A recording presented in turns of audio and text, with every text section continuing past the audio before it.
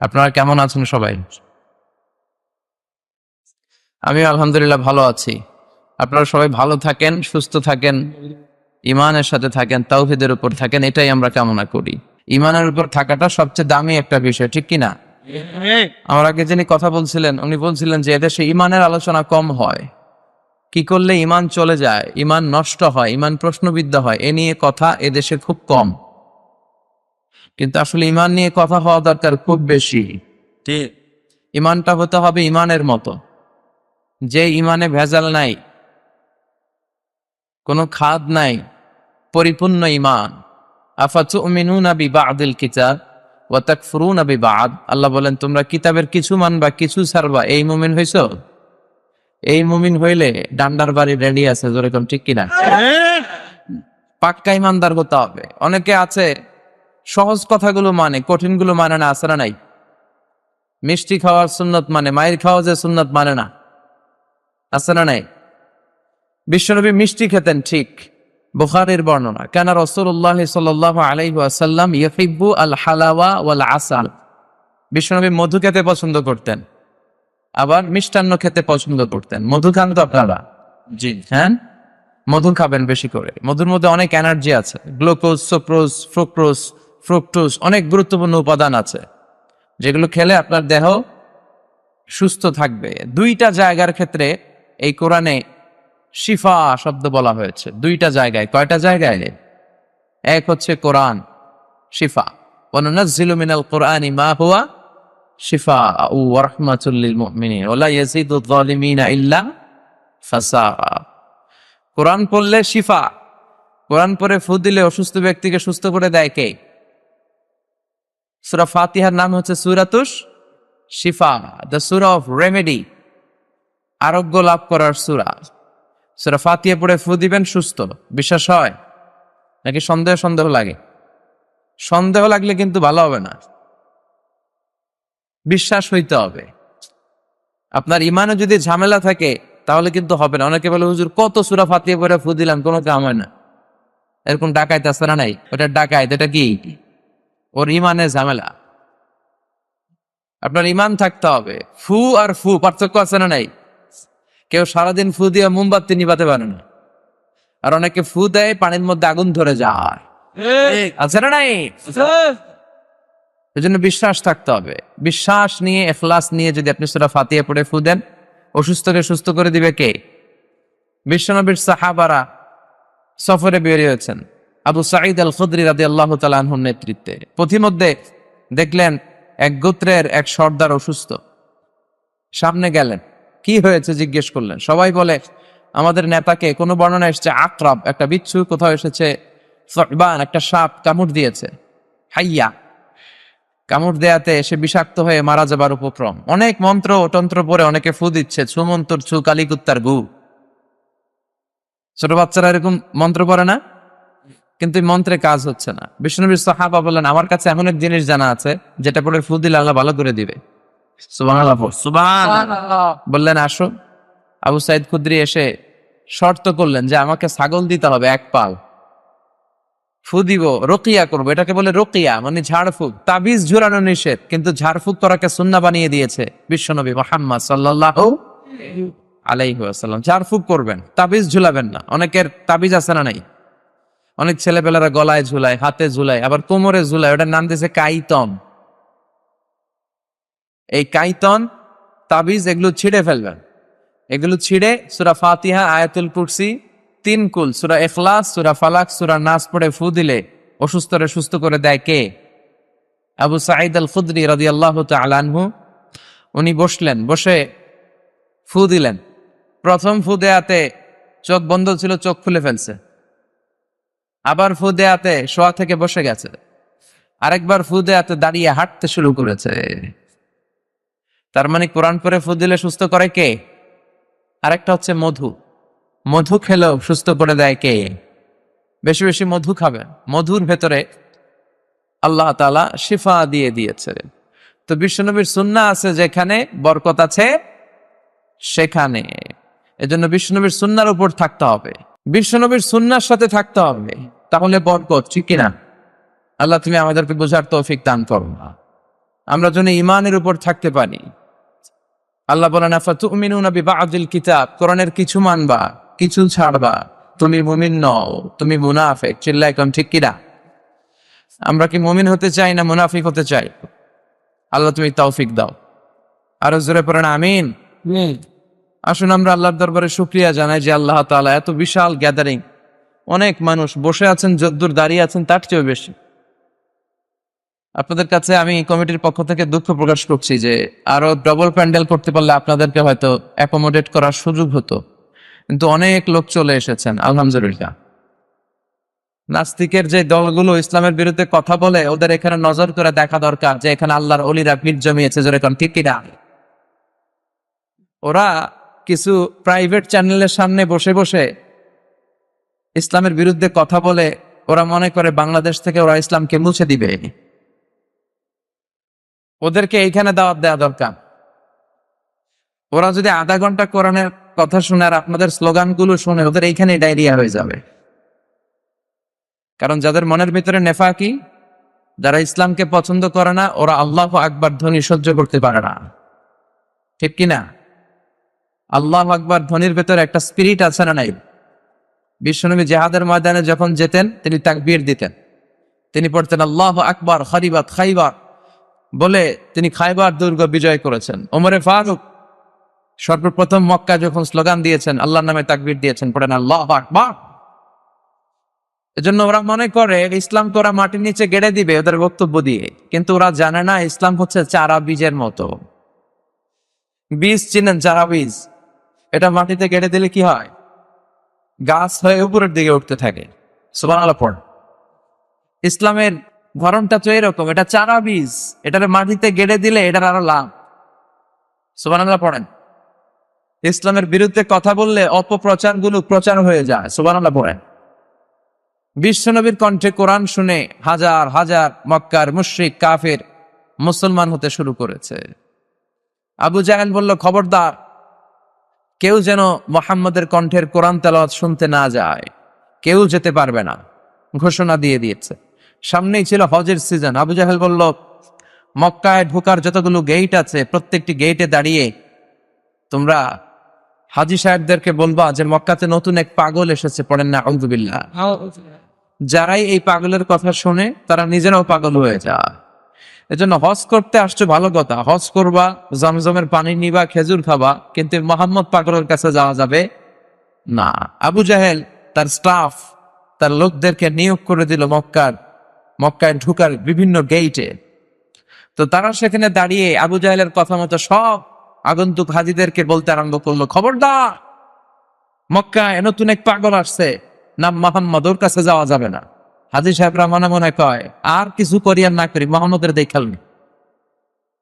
কারণ আল ইনসানু হারিসুন আলা মা মুনিআ, মানুষকে যেটা নিষেধ করা হয় মানুষ এটা করতে চায় বেশি, ঠিক কিনা?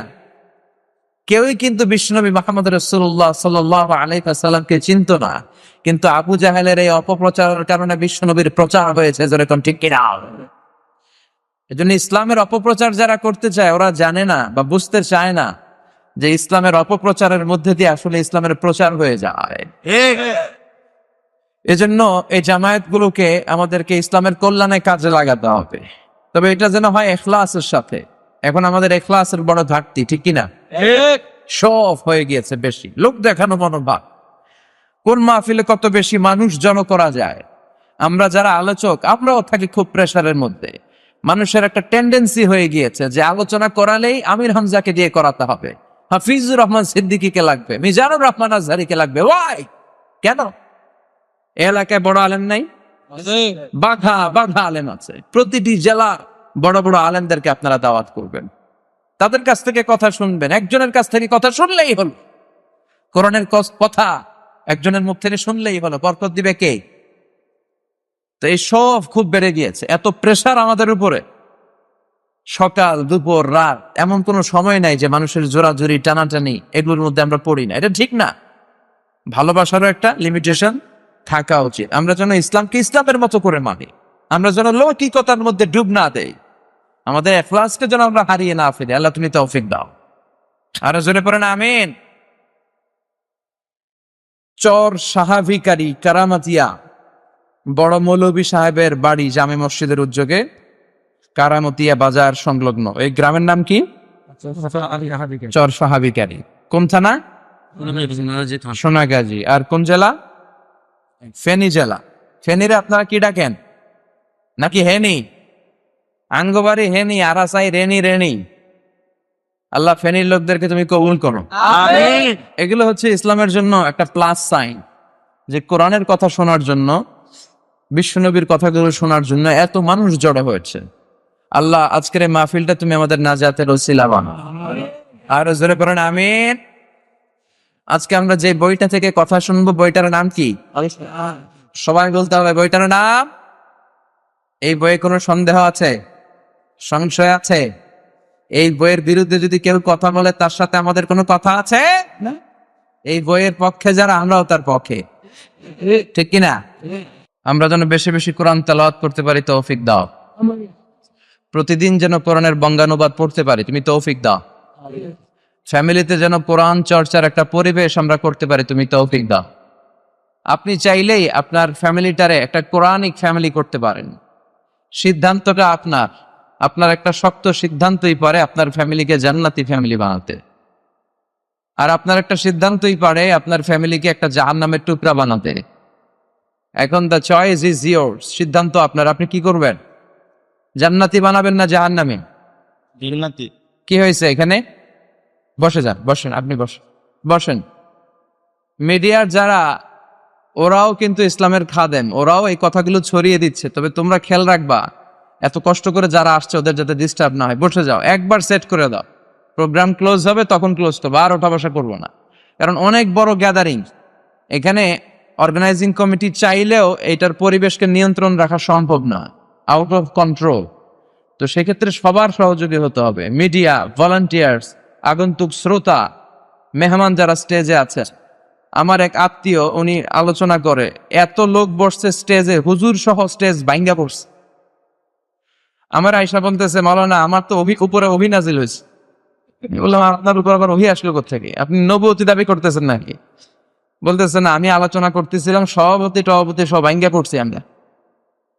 তো এজন্য আউট অফ ক্যাপাসিটি যেন কিছু না হয়। অনেক জায়গায় এত মানুষ হয়, তো লোক দেখে অর্গানাইজিং কমিটি বলে, হুজুর সামনে টানে। কি করেন? মুরিদ টিন চিনেন? ওই মুরিদ টিনের মতো আপনি লোকজন ইয়ে করেন। তো এই যে এত মানুষ সামনে টানলে ক্যামেরা প্যান্ডেল সব পিছনে ভাঙ্গা পড়বে, ঠিক কিনা? তো শীতের রাত একটু গাদাগাদি করে বসলেও মজা আছে নাই? পৃথিবীর অনেক দেশে আবার এরকম শীত নাই, আমাদের দেশে যেরকম শীত। রেখলাতা শীতারি শীতের কথা আল্লাহ কোরআনে ঢুকাই দিছে, সুবহানাল্লাহ পড়ে। তো এই জন্য একটু নীরবতা বজায় রাখতে হবে। যারা আলোচক তাদেরকে মন খুলে প্রাণ খুলে কথা বলে দেওয়ার সুযোগ করে দিতে হবে। এখানে বিশৃঙ্খলা, ওখানে আওয়াজ, ওখানে ওঠা বসা, এরকম হলে কথা বলা যায়? কথা বলা যায় না।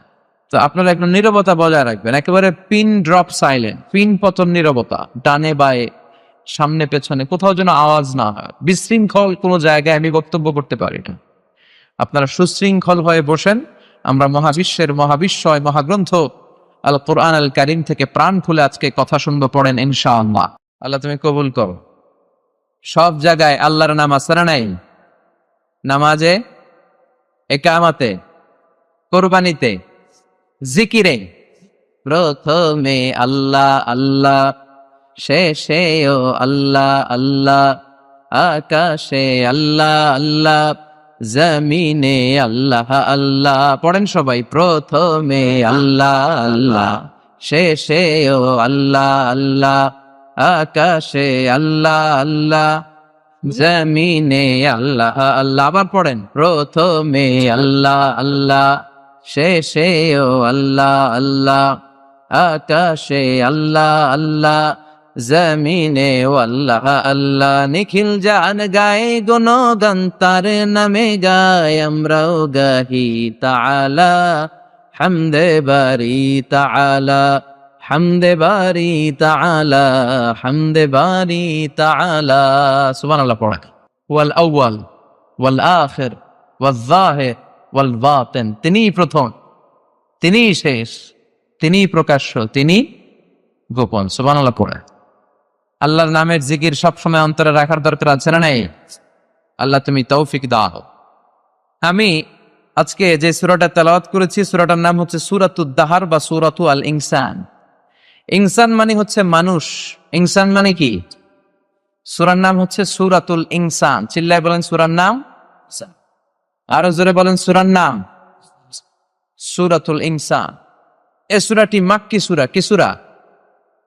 আমি যখন বক্তব্য করি আমি কনসিডার করি যারা আমার সামনে বসে আছে তারা আমার ছাত্র, আর আমি শিক্ষকের পর্যায়ে বসে আছি। তো যখনই প্রশ্ন করবো আওয়াজ করে উত্তর দেওয়ার দরকার আছে না নাই?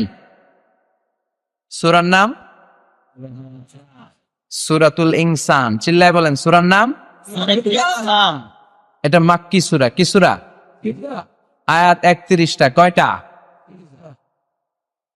শুধু আল ইনসানি এই সূরার নাম নয়, এই সূরার আরেকটা নাম আছে, সেটা হচ্ছে সূরাতু আত-তাহার। কি নাম? আল্লাহ বলেছেন এই সূরার শুরুতে হিনুম মিনাদ দাহার, এখান থেকে আত-তাহার শব্দটাকে সূরার নামকরণ করা হয়েছে। সুবহানাল্লাহ বলেন। আর যেহেতু প্রথমে আছে হাল আতা আলাল ইনসান, সেই হিসাবে ইনসান অনুযায়ী এই সূরার নামকরণ করা হয়েছে সূরাতুল ইনসান। পড়েন সুবহানাল্লাহ। এই সূরাটাকে বিশ্বনবী সাল্লাল্লাহু আলাইহি ওয়াসাল্লাম জুমার দিন, সহিহ বুখারীর বর্ণনা, এগুলো হচ্ছে ইনফরমেশন, খুব জরুরি ইনফরমেশন, আমলের নিয়তে শুনেন। জুমার দিন ফজরের নামাজের ফরজ 2 রাকাতের দ্বিতীয় রাকাতে বিশ্বনবী এই সূরাটা তেলাওয়াত করতেন। সুবহানাল্লাহ। আর প্রথম রাকাতে পড়তেন সূরাতু আস-সাজদা, আলিফ লাম মিম তানজিলুল কিতাব লা রাইবা ফি মির রাব্বিল আলামিন। তাই না? এই আস-সাজদা দিয়ে জুমার দিন ফজরের সালাতের প্রথম রাকাত, আর আল ইনসান দিয়ে জুমার দিন ফজরের সালাতের দ্বিতীয় রাকাত। চিল্লা একদম ঠিক কিনা? মানুষ হচ্ছে কোরআনের কেন্দ্রীয় আলোচ্য বিষয়, the central theme of the holy Quran. আপনাকে যদি কেউ প্রশ্ন করে what is the central theme of the holy Quran, কোরআনের কেন্দ্রীয় আলোচ্য বিষয় কি, যদিও এটা নিয়ে পৃথিবীতে অনেক ডিবেট আছে। কেউ বলেছে কোরআনের subject matter or the central theme of the holy Quran হচ্ছে যিকরাল আখিরা, আখিরাতের স্মরণ। কোরআনের 30 পারায় যা আছে এক কথায় যদি কেউ বলতে চায় তাহলে বলবে এটা আখিরাতের স্মরণ। এটা ঠিক। আবার কেউ কেউ বলেছে কোরআনের সেন্ট্রাল থিম হচ্ছে কানেক্টিভিটি উইথ ইউর লর্ড, আল্লাহর সাথে আপনার সম্পর্ককে কিভাবে বাড়ানো যায়, কোরআনে এই কথাই বলা হয়েছে। কিন্তু সবচাইতে প্রণিধানযোগ্য যে কথা সেটা হচ্ছে কোরআনের কেন্দ্রীয় আলোচ্য বিষয় হচ্ছে মানুষ। কোরআনের কেন্দ্রীয় আলোচ্য বিষয় কি? আমরা কি? আমরা সবাই কি? মানুষ। আমরা হচ্ছি কোরআনের কেন্দ্রীয় আলোচ্য বিষয়, কারণ কোরআনে যা বলা হয়েছে সব মানুষকে নিয়ে বলা হয়েছে। কোরআনে যা আছে সব মানুষের কথা। কোরআনে যত কথা, এই কথাগুলো সব মানুষের জন্য কথা। চিল্লায় পড়েন আল্লাহু আকবার। মানুষকে আল্লাহ তাআলা পৃথিবীতে অনেক অনেক বেশি মর্যাদা দিয়েছে। তাই কোরআন চায় মানুষকে মানুষের মতো বানাতে। আমরা প্রায় একটা কথা শুনি যে আমাদেরকে মানুষের মতো মানুষ হওয়া উচিত, শুনি না? আমাদের আব্বা আম্মারা বলে না বাবা মানুষের মতো মানুষ হইও, কি বলে? তো কোরআন পড়লে আপনারা মানুষের মতো মানুষ হবে। কোরআনের introductory Surah, preface of the book, মানে কোরআনের ভূমিকা হচ্ছে সূরাতুল ফাতিহা। ফাতিহাটাকে যদি বাদ দেন তাহলে কোরআনের সর্বপ্রথম সূরা কি? বাকারা। বাকারা মানে কি? গাভী। আর কোরআনের সর্বশেষ সূরার নাম কি? আওয়াজ করে বলে নাস। নাস মানে কি? মানুষ। শুরু করলেন বাকারা দিয়ে, মানে পশু দিয়ে, শেষ করলেন মানুষ দিয়ে। এর মানে হচ্ছে আল্লাহ বুঝাতে চাইলেন 30 পারার এই কোরআন যদি পড়ো, পশুত্বের যে প্রবৃত্তি তোমার আছে এটা ডিলিট হয়ে তুমি মানুষের মতো মানুষ হয়ে বেরোবা। এজন্য কোরআন এসেছে আমাদেরকে মানুষের মতো মানুষ বানাতে। আমরা মানুষের মতো মানুষ হতে চাই। চিল্লায় বলেন ঠিক কিনা? কিন্তু পৃথিবীতে মানুষের বড় অভাব। এজন্য প্রায় বলা হয় বাড়ছে জনসংখ্যা কিন্তু কমছে মানুষ। এই কথাগুলো আমরা প্রায় শুনি না? বাড়ছে জনসংখ্যা, কমছে মানুষ। তার মানে চোখে আমরা যা দেখি এগুলো মানুষ না। অনেকে বলে হুজুর কি বলেন, পৃথিবীতে মানুষ নাই? পৃথিবীতে তো মানুষ আছে প্রায় 700 কোটি। না, এগুলো মানুষ না, এগুলো জনসংখ্যা। এগুলো কি? জনসংখ্যা। মানুষ হওয়া এত সহজ নয়। মানুষ হওয়া অনেক কঠিন। কারণ ছাগলের পেট থেকে কিছু বেরোলে ওইটা ছাগল হয়, গরুর পেট থেকে বেরোলে গরু হয়, মহিষের পেট থেকে বেরোলে মহিষ হয়, কিন্তু মানুষের পেট থেকে বেরোলেই ওইটা মানুষ হয় না, ওইটার মানুষ করতে হয়, ওইটার মানুষ বানাতে হয়। আবার গরুকে কেউ কোনোদিন বলে না তুই গরুর মতো গরু হ, বলে? গরু পালেন কে? হাত তোলেন তো দেখি, হাত তোলেন না, দেখছেন? আরে হাত তোলেন। বিশ্বনবী তো ছাগল গরু গুলো পালতেন, ছাগল পালতেন বিশ্বনবী, হাত তোলেন। অনেক পাওয়া গেছে এখন, আলহামদুলিল্লাহ, হাত নামান। এটা অনেক ভালো পেশা, চমৎকার পেশা, এটা নবীদের পেশা। বিশ্বনবী নিজে দুধ দহন করতেন। বিশ্বনবী যখন হিজরতে যাচ্ছিলেন, মক্কার কাফিরদের অত্যাচারিত হয়ে বিশ্বনবী যখন হিজরতে যাচ্ছেন, তখন প্রচন্ড ক্ষুধার্ত সাইয়েদনা আবু বকর, বিশ্বনবীর সাথে কোনো খাবার নাই, তাও পরিচিত পথ দিয়ে যাচ্ছেন না, যেখানে কিছু ছাগল বকরি পাওয়া যাবে, কিনে খাওয়া যাবে। কাফিরদের চোখ ফাঁকি দিয়ে বিশ্বনবী এমন পথ দিয়ে যাচ্ছিলেন, সাওয়াইলি এরিয়া দিয়ে, যেখান দিয়ে কেউ চলে না, ওখানে খাবার নাই, মানুষ নাই, বণিকার কাফেলাদের কোনো আনাগোনা নাই। হঠাৎ বিশ্বনবী আর সাইয়েদনা আবু বকর দেখলেন একটা লোক কিছু ছাগল নিয়ে যাচ্ছে। ওই ছাগলের ওলানের মধ্যে কোনো দুধ নাই, কারণ ওই ছাগির কোনো বাচ্চাও নাই। আচ্ছা, গরু বা ছাগলের যদি বাচ্চা না হয়, ওইটার ওলান দিয়ে দুধ আসে? কথা বলেন, আসে না। বিশ্বনবী বললেন আমাকে একটু দুধ দাও। রাখাল বলে দুধ তো নাই। বিশ্বনবী বললেন তাহলে তোমার ছাগিটারে দাও। বলে ছাগি নিয়েও লাভ নাই, এটার তো বাচ্চা হয় নাই, দুধ আসবে কোত্থেকে? বিশ্বনবী বললেন বাচ্চা পাওয়া লাগবে না, শুধু ছাগিটা আমার কাছে আসতে দাও। বিশ্বনবী বিসমিল্লাহির রহমানির রহিম বলে সন্তান হয় নাই, ছাগল বাচ্চা জন্মায় নাই, এরকম একটা ছাগির ওলানে যখন হাত লাগালেন, মুহূর্তের মধ্যে ওলান ভর্তি দুধ এসে গেল। বিশ্বনবী ওলান থেকে অনেক দুধ বের করলেন, প্রাণ ভরে খেলেন, নিজেও খেলেন, সাইয়েদনা আবু বকরকেও দিলেন, আবার ওই রাখালকেও দিলেন। তো এই ছাগল যারা পালেন, কেউ কি কোনোদিন ছাগলের বলে তুই ছাগলের মতো ছাগল হইস? গরু যারা পালেন, কেউ কি কোনোদিন বলেন তুই গরুর মতো গরু হইস? শুধু মানুষকে বলা হয় তুমি মানুষের মতো মানুষ হও, ঠিক কিনা? এজন্য মানুষের মতো মানুষ হওয়া বড় কঠিন। এই পৃথিবীতে আসল মানুষের বড় অভাব। এই দুনিয়া এখন তো আর সেই দুনিয়া নাই, মানুষ নামের মানুষ আছে, দুনিয়া বোঝাই, সেই মানুষের ভিড়ে আমার আসল মানুষ নাই, ঠিক কিনা?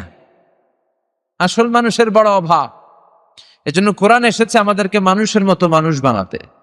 আমরা যদি মানুষের মতো মানুষ হতে চাই, যে বইটার সাথে আমাদের সম্পর্ক বাড়াতে হবে, বইটার নাম, আরো জোরে বলেন, বইটার নাম কি? কোরআন। মানুষকে আল্লাহ এত মর্যাদা দিয়েছে, মানুষ যদি শ্রেষ্ঠ হয় তাহলে সে শ্রেষ্ঠত্বে ফেরেশতাকে ছাড়িয়ে যায়, আবার মানুষ যদি নিকৃষ্ট হয় তাহলে সে পশুত্বকেও হার মানায়। সুবহানাল্লাহ পড়বেন না? বিশ্বনবীকে নিয়ে যখন সাইয়েদনা জিবরিল মেরাজ রজনীতে উপরে উঠতে শুরু করলেন, সিদরাতুল মুনতাহা নামে একটা জায়গা আছে, বর্ডার এরিয়া। এতটুকু এসে সাইয়েদনা জিবরাইল বললেন ইয়া রাসূলুল্লাহ, এর উপরে আর আমার যাওয়ার সুযোগ নাই। সাইয়েদনা জিবরাইলকে আল্লাহ তাআলা 600 পাখা দিয়েছেন, সহিহ মুসলিমের বর্ণনা। কান রাসূলুল্লাহ সাল্লাল্লাহু আলাইহি ওয়াসাল্লাম রাআ জিবরিলা ওয়া লাহু 600 জানাহ। আল্লাহ রাসূল সাল্লাল্লাহু আলাইহি ওয়াসাল্লাম সাইয়েদনা জিবরাইলকে ওনার নিজ আকৃতিতে জীবনে 2 বার দেখেছে। কয়বার? বিশ্বনবী দেখেছেন যে আল্লাহ তাআলা ওনাকে 600 পাখা দিয়েছে। কয়শো? সাইয়েদনা জিবরাইল বললেন ইয়া রাসূলুল্লাহ, ইয়া হাবিবাল্লাহ, এই জায়গার নাম সিদরাতুল মুনতাহা, সীমান্ত বৃক্ষ, বড়ই গাছ, এইটা হচ্ছে আমার লাস্ট ডেস্টিনেশন। এটার উপরে আর যাওয়ার সুযোগ আমার নাই। আমার সৃষ্টির পর থেকে আজ পর্যন্ত লক্ষাধিক নবীর কাছে আমি ওহী নিয়ে গিয়েছি, এই জায়গায় কান পেতে আল্লাহর আদেশ শুনেছি, আল্লাহর দেয়া বাণী নিয়ে নবীদের কাছে পৌঁছে দিয়েছি। আজ পর্যন্ত আমিও জিবরাইল আল্লাহর দেখি নাই। এটা আমার শেষ বর্ডার গো নবী, এখান থেকে আমি উপরে যেতে পারবো না। যদি 1 ইঞ্চি আল্লাহর অনুমতি ছাড়া আমি উপরে যাই, আমার 600 পাখা জ্বালিয়ে সারখার করে দিবে কে? ও নবী, এখান থেকে আপনার খেলা শুরু, আমার খেলা শেষ। আল্লাহু আকবার। যান, উপরে যান, রবের সাথে মিটিং করে আসেন, সাক্ষাৎ করে আসেন। রব্বুল আলামিন আপনাকে সারপ্রাইজ দেওয়ার জন্য ওনার আরো সে অপেক্ষা করছে, উপরে যান, মিটিং শেষে আবার আসলে আমার এখানে পাবেন। সুবহানাল্লাহ। 1 ইঞ্চি উপরে গেলে আমার পাখা জ্বলে যাবে। তার মানে মানুষ যখন শ্রেষ্ঠ হয়, সে শ্রেষ্ঠত্বে ফেরেশতাকে ছাড়িয়ে যায়। সুবহানাল্লাহ পড়ে।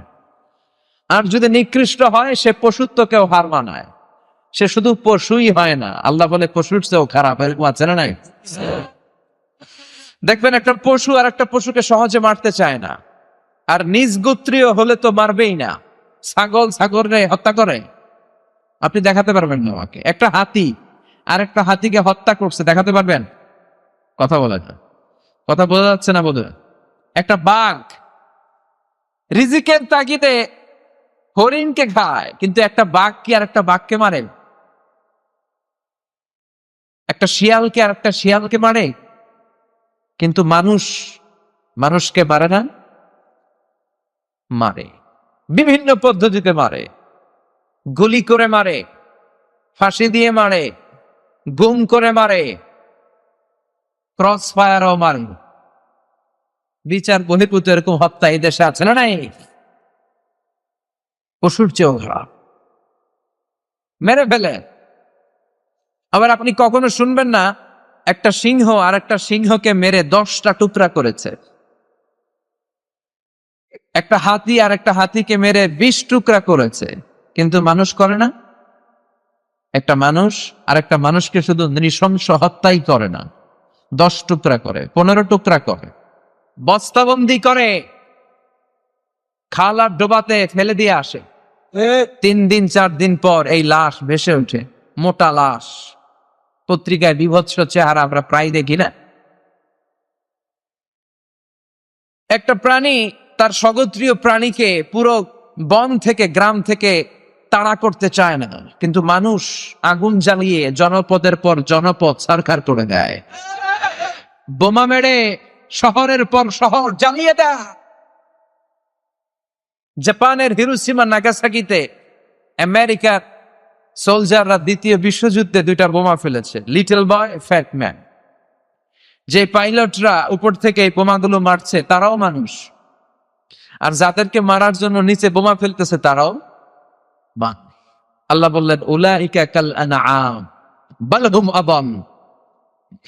আল্লাহ বললেন লাহুম কুলুবুন লা ইয়াফকাহুনা বিহা ওয়া লাহুম আ'য়ুনুন লা ইউবসিরুনা বিহা ওয়া লাহুম আযানুন লা ইয়াসমাউনা বিহা উলাইকা কাল আনআমি বাল হুম আদাল উলাইকা হুমুল গাফিলুন। পড়েন আল্লাহু আকবার। আল্লাহ বললেন ওদের হৃদয় আছে, হৃদয় দিয়ে হৃদয়ঙ্গম করে না। ওদের চোখ আছে, চোখ দিয়ে ওরা দেখে না। ওদের কান আছে, কান দিয়ে ওরা শোনে না। ওরা হলো পশুর মতো, শুধু পশুর মতোই নয়, ওরা পশুর চাইতেও নিকৃষ্ট। চিল্লা এখন ঠিক কিনা? তার মানে মানুষ খারাপ হলে মানুষের চেয়ে খারাপ কেউ হয় না, আর মানুষ যদি ভালো হয় মানুষের চেয়ে ভালো কেউ হতে পারে না। এজন্য মানুষকে নিয়ে স্বয়ং মানুষেরই কৌতূহলের কোনো শেষ নেই। বিজ্ঞানীরা বলে মানুষ হচ্ছে হোমোস্যাপিয়েন্স প্রজাতির। সায়েন্স নিয়ে যারা পড়ো তারা এগুলো জানবা। হোমোস্যাপিয়েন্স কি বলে? হোমোস্যাপিয়েন্স। এরপরে জার্মানের একজন দার্শনিক ছিল কার্ল মার্কস। উনি বলেছিলেন যে মানুষ নিয়ে গবেষণা করতে করতে এক পর্যায়ে উনি এই সিদ্ধান্তে এসেছেন যে মানুষ হচ্ছে পেট সর্বস্ব জীব। মানে food problem is the main problem of human being. খাদ্যের সমস্যা, পেটের সমস্যা মানুষের বড় সমস্যা। পেট ঠান্ডা তো দুনিয়া ঠান্ডা, ঠিক কিনা? যেন বাংলাদেশে বলে যে পেটে খেলে পিঠে সবাই, ঠিক কিনা? উনি বলেছেন পেটের সমস্যা বড় সমস্যা। এরপর রাশিয়ান আরেকজন দার্শনিক, স্কলার, ফিলোসোফার, ওনার নাম হচ্ছে ভ্লাদিমির লেনিন। সহজে সংক্ষেপে লেনিন বলেন নাকি। লেনিন এসে বলল না, পেটের সমস্যা বড় সমস্যা নয়, মানুষের বড় সমস্যা হচ্ছে সেক্স সমস্যা। সেক্স ঠান্ডা তো সব ঠান্ডা।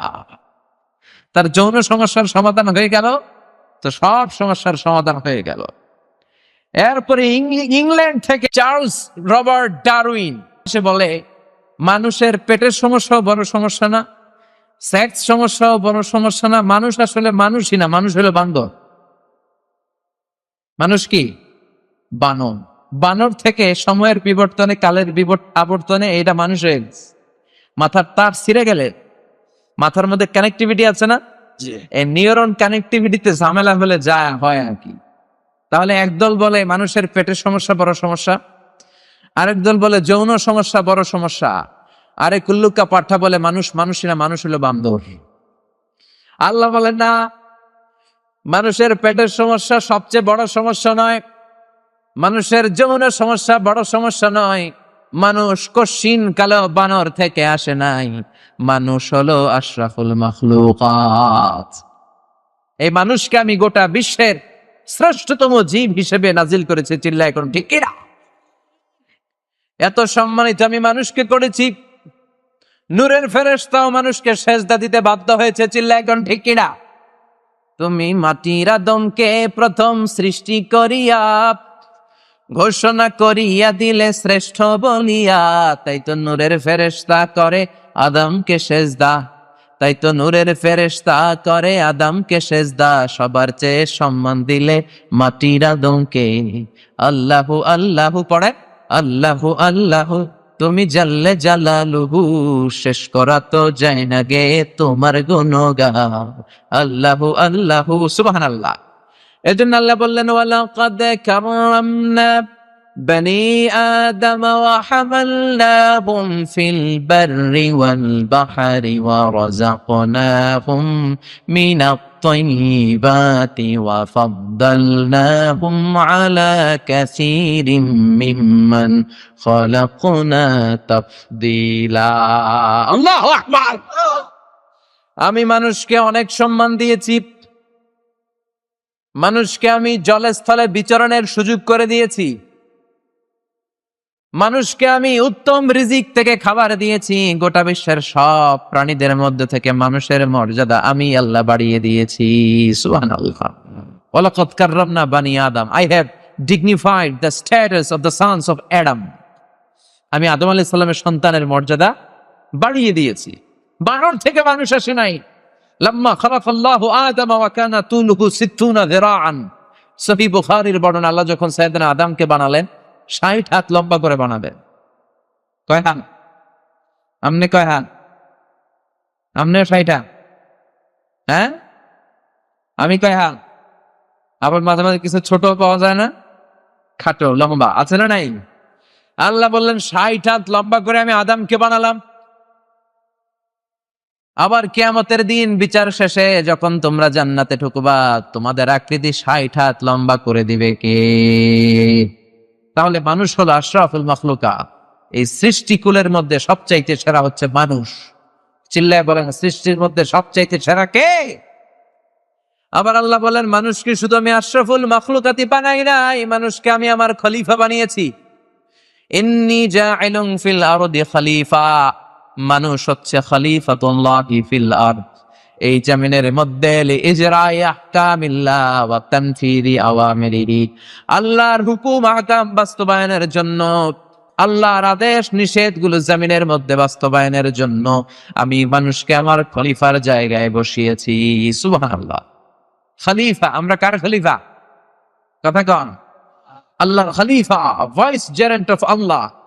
কারণ আল্লাহ বিধান দিলেন, এই জমিনের বুকে কেউ যদি চুরি করে, চোরের হাত কেটে দাও। এটা কার আইন? السارق والسارقة فاقطعوا أيديهما جزاء بما كسبا نكالا من الله والله عزيز حكيم. If anyone steal something very precious from the society, the government should cut down his right hand.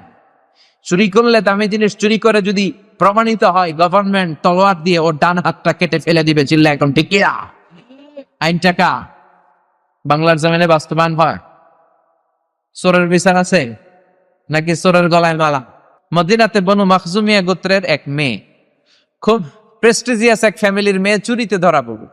সাহাবীরা কয়, এই মহিলার হাত যদি নবী কেটে দেয়, মদিনায় তো মারামারি লেগে যাবে। সবাই উসামাকে বলল, উসামা তোরে বিশ্বনবী বড্ড ভালোবাসে, তুই বিশ্বনবীকে চেয়ে বল এই মেয়ের হাত কেটে দিয়েন না। ওসামা এসে বলে, নবী সবাই আমারে ধরছে, একটা কথা বলতে বলবো? বিশ্বনবী বলেন, ওসামা বল।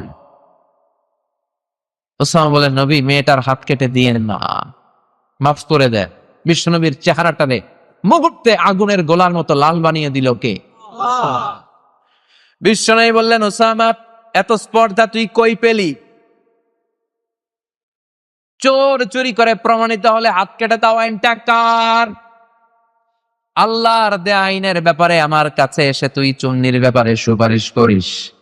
কে তোরে দিলে এত সাহস? লাউ আন্না ফাতিমাতা বিনতি মুহাম্মাদিন সারাকাত লাকাতা মুহাম্মাদুন ইয়াদাহা। শুধু ওই মেয়ে কেন, আমার কলিজার টুকরা নয়নের মণি ফাতেমাও যদি আজকে চোরের ব্যাপারে, চুরি করার ব্যাপারে সাব্যস্ত হয়ে যেত, ফাতেমাও যদি চুরি করত, ফাতেমার ডান হাতটা কেটে দিতে আমি নবী 1 সেকেন্ডও দেরি করতাম না। 1 সেকেন্ডও দেরি করতাম না, তলোয়ারটা খুলে ফাতেমার ডান হাতটা কেটে নিতাম। চিল্লা এখন ঠিক কিনা? তো বাংলাদেশে যে চোরগুলো আছে এগুলোর এরকম বিচার হওয়ার দরকার আছে না নাই? এত এরকম বিচার হওয়া দরকার। চোরের হাত কেটে দিলে আর চুরি থাকবে না। একটা চোরের বিচার যদি রাষ্ট্রীয়ভাবে করা হয়, জেল গেটের ভিতরে, জেলখানার ভিতরে এক চোরের হাত কেটে দেওয়া হবে, টেলিভিশনে যদি দেখানো হয়, অথবা বাইতুল মুকাররমের স্কয়ারের সামনে, কিংবা আমাদের সংসদ ভবনের সামনে তো বিশাল জায়গা, ওখানে মঞ্চ বানিয়ে একটা চোরকে চুরির জন্য যদি ওর হাতটা কেটে দিয়ে আমাদেরকে দেখানো হয়, লাইভ ব্রডকাস্ট, সরাসরি সম্প্রচার আসিতেছে, বাংলাদেশে একটা চোরও থাকবে? কথা কন, থাকবেন। তবে এই বিচারগুলো করতে হবে স্বচ্ছ, ট্রান্সপারেন্ট ওয়েতে। লাউ সুর, কত সুর, মুরগি সুর, এই সুর না। যারা 1000 কোটি টাকা চুরি করে, দেশের টাকা বিদেশে পাচার করে, দেশের সব খাইয়া দেশের রে ফতুর বানায় দেয়, এরকম চোর আছে না? বড় চোরগুলো আগে। এরকম কিছু বড় চোরের বিচার হলে এ বাংলার জমিনে আর কোন চোর জন্মাবে না। চুরি করার আগে 10 বার ভেবে নেবে। চিল্লায় বলেন ঠিক কিনা? ধর্ষণ করলে ইসলামের বিচার আছে না নাই?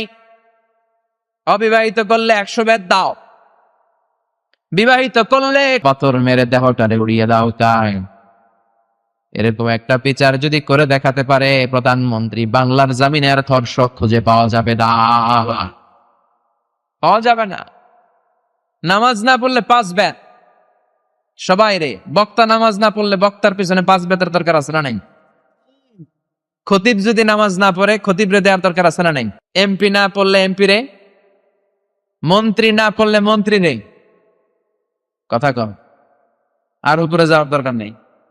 তার মানে নিয়মটা সবার জন্য এরকম হওয়া দরকার যে নামাজ পড়বে না তো 5 বেত, কারণে হয় না। সবার জন্য আল্লাহর আইন সমান। এজন্য আল্লাহ বললেন, গোলাম, তোকে আমি খলিফা বানিয়েছি, আমার প্রতিনিধি। কোরআনে দেয়া আমি আল্লাহর যত বিধান আছে, আহকাম গুলো আছে, দুনিয়ার বুকে তুই পালন করবি, তাই তুমি আমার খলিফা। সুবহানাল্লাহ। এজন্য আল্লাহ বললেন, মানুষকে আমি শুধু আশরাফুল মাখলুকাত বানাই নাই, মানুষকে শুধুমাত্র কেবলমাত্র আমি আমার খলিফা বানাই নাই, মানুষকে আমি চমৎকার একটা চেহারা দিয়ে তৈরি করেছি। পড়েন সুবহানাল্লাহ। লাকাদ খালাকনাল ইনসানা ফি আহসানি তাকওয়িম। মানুষকে উত্তম একটা ডিজাইন দিয়ে, কাঠামো দিয়ে আমি তৈরি করেছি। মানুষের মতো কেউ হয় না, মানুষের সৌন্দর্যের সাথে তুলনা হয়। কথা বলেন, একটা মানুষ যদি কালো হয়, স্কিন কালার ব্ল্যাক, তারপরও তার চেহারা একটা সৌন্দর্য আছে না নেন? এজন্য স্কিন কালার কালো হইলে মনে করেন এটা সুন্দর না, ধলাই যে হতে হবে নট নেসেসারি। মানুষটা যেমন হোক, তার চেহারার মধ্যে অপূর্ব একটা সৌন্দর্য ঢুকিয়ে দিয়েছে কে? এজন্য আল্লাহ বললেন, গোলাম, এই কিতাব যদি পড়ো, কিতাব যদি মানো, কিতাবের বিধানগুলা যদি তুমি মেনে চলো, তাহলে মানুষের মতো মানুষ তোমারে বানায় দিবে কে? এজন্য মানুষের নামে আল্লাহ একটা সূরা দিলেন, সূরার নাম সূরাতুল ইনসান। চিল্লায় বলেন সূরার নাম কি? সবাই আমার সাথে পড়েন, আউযু বিল্লাহি মিনাশ শাইতানির রাজিম, বিসমিল্লাহির রহমানির রহিম। হাল আতা আলাল ইনসানি হিনুম মিনাদ দাহরি লাম ইয়াকুন শাইআম মাযকুরা। পড়েন আল্লাহু আকবার। হাল আতা আলাল ইনসান হিনুম মিনাদ দাহর লাম ইয়াকুন শাইআম মাযকুরা। প্রতিটি মানুষের জীবনেই এমন একটা সময় এসেছে উল্লেখ করার মতো সে কিছুই ছিল না। সে ছিল জিরো। জিরো থেকে আম করে হিরো বানাইছে কে? আমার কোনো নাম ছিল না, গ্রাম ছিল না, আমার কোনো পরিচয় ছিল না। এত ক্ষুদ্র ছিলাম আমি, এত তুচ্ছ ছিলাম আমি, এত নগণ্য ছিলাম আমি। এই নগণ্য তুচ্ছ ক্ষুদ্র অবস্থা থেকে এই বিরাট অবস্থায় আমারে নিয়ে আসলো কে? আল্লাহ বললেন লাম ইয়াকুন শাইআম মাযকুরা, কিছুই ছিলি না। মানুষের সৃষ্টি তত্ত্বের দিকে ইঙ্গিত করে আল্লাহ আমাদেরকে রিমাইন্ডার দিলেন যে তুই কি ছিলি, কোথায় ছিলি, একটা নজর করে দেখ। উল্লেখ করার মতো তুই কিছুই ছিলি না। এই পৃথিবীতে মানুষ তৈরির তিনটা ক্যাটাগরি। ক্যাটাগরি নাম্বার 1, বাবাও নাই, মাও নাই, সৈয়দনা আদম, ঠিক কিনা? আবার মা আছে, বাবা নাই। এই পদ্ধতিতে আল্লাহ কাকে বানিয়েছেন? ঈসা আলাইহিস সালাম। আবার দুনিয়ার সব আমরা সলিমুদ্দি আর কলিমুদ্দি, আমাদের বাবাও আছে, মাও আছে। সৈয়দনা আদম আলাইহিস সালামকে আল্লাহ তাআলা তিনটা স্টেজে তৈরি করেছেন। প্রথমে সৈয়দনা আদমের জন্য আল্লাহ তাআলা জমিন থেকে মাটি নিলেন, তিনিন লাযিম, এঁটেল মাটি। এঁটেল মাটি নিয়ে আকাশকে বললেন ইয়া সামাউ আমতিরি আলাইহি 40 সানা। ও আকাশ, মাটির উপরে 40 বছর বৃষ্টি ঢাল। কয় বছর? 40 বছর বৃষ্টির পানিতে মাটি যখন মিশে গেল, মাটিটা হয়ে গেল হামাইম মাসনুন, কাদা মাটি। কি মাটি? এবার কাদা মাটি থেকে গেল 40 বছর। এরপর আল্লাহ সূর্যরে বললেন ইয়া শামসু হাররিকি আলাইহি 40 সানা। ও সূর্য, এবার কাদা মাটির ভেতরে 40 বছর যাবত তুই তাপ দিতে থাক, কিরণ দিতে থাক। রব্বুল আলামিন কাদা মাটি থেকে সৈয়দনা আদম আলাইহিস সালামের বডি বানালেন, কায়া বানালেন, মূর্তি বানালেন। ওই মূর্তির উপর সূর্য 40 বছর তাপ দিতে শুরু করলো। 40 40 40, 3 40 120 বছর, ঠিক কিনা? 120 বছর সৈয়দনা আদম আলাইহিস সালাম লাম ইয়াকুন শাইআম মাযকুরা, উল্লেখ করার মতো তিনি কিছুই ছিলেন না। কারণ ওনার ভেতরে রূহের ফুৎকার দেয়া হয় নাই। রূহ যদি আল্লাহ আমাদের ভেতরে না দেয়, আমাদের শরীর নড়বে? শরীর নড়াচড়া করতে পারবে? তার মানে 120 বছর সৈয়দনা আদম আলাইহিস সালাম কিছুই ছিলেন না।